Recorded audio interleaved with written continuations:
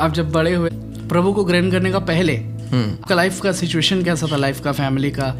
बाहर से सब कुछ ठीक था बट परिवार में शांति नहीं था। अच्छा, ठीक है, हम लोग एक साथ रहते हुए मैंने अपने परिवार को बहुत सारे लोगों के सामने रिजेक्शन सहते हुए देखा। ठीक है, सो कहीं ना कहीं मेरे लाइफ में पैसा बहुत मैटर करता था उस समय में। अच्छा। मेरे को लगा कि नहीं, पैसा कमाना ज़रूरी है।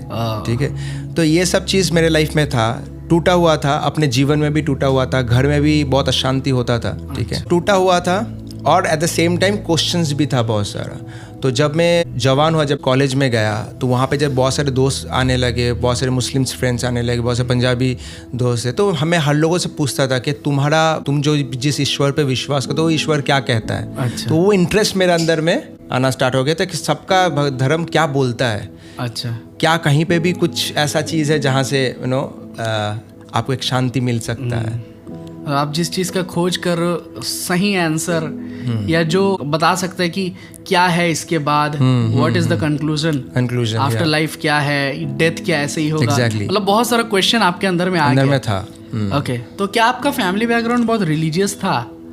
ऑर्थोडॉक्स तो नहीं था, कोई रिलीजियस थे। ठीक है, हम लोग पूजा करते थे, सरस्वती पूजा बहुत ज़्यादा होता था। दुर्गा पूजा में हम लोग जाते, इवन एग्जैक्टली मुझे याद भी है, हम लोग एक टाइम में बहुत सारे दोस्त मिलके हम लोग पुष्पांजलि जैसे होता है उस समय देते, और कुछ जो वर्ड है मैं बोलना भूल गया।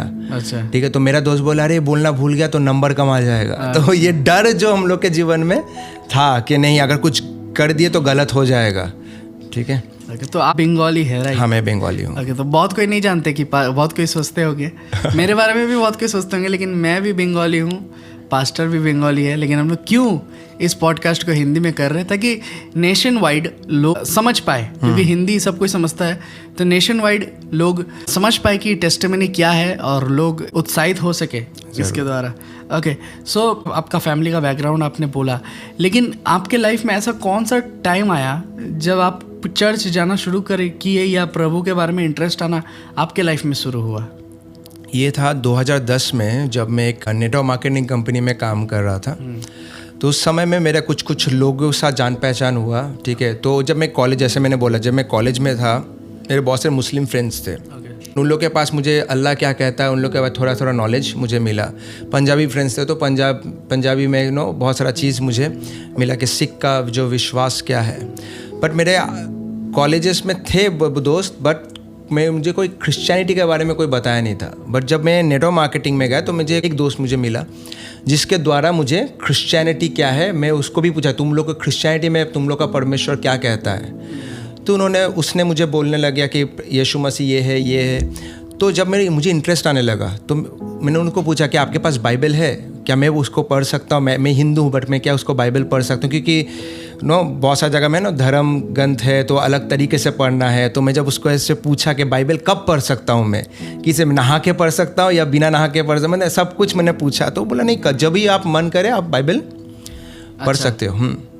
तो मतलब आप बोल रहे हो कि कोई आपके पास बाइबल लेके आया नहीं, आप खुद गए, क्योंकि आपका बचपन से क्यूरियोसिटी था कि मुझे जानना है। और आप सबके बारे में जाने, आप मुस्लिम के बारे में जाने, आप पूछे कि अल्लाह कौन है, आप बुद्धा के बारे में जाने, सिखिज्म में, लेकिन कोई क्रिश्चियन नहीं था उस जगह में जो आपको यीशु मसीह के बारे में बता सके।